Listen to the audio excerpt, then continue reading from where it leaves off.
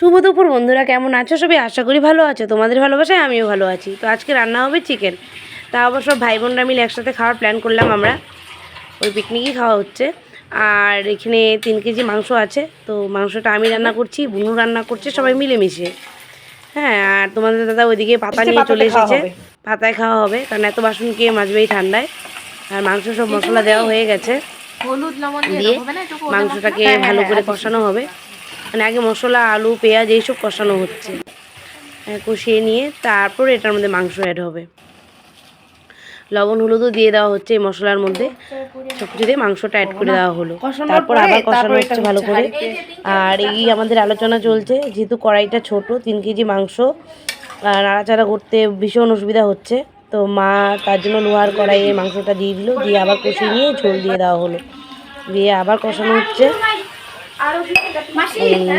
কষা কষা টাইপেরই হবে।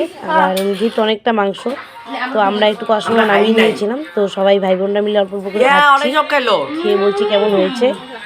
তো ভিডিও কেমন লেগেছে তোমরা সবাই অবশ্যই কমেন্ট করে বলবে।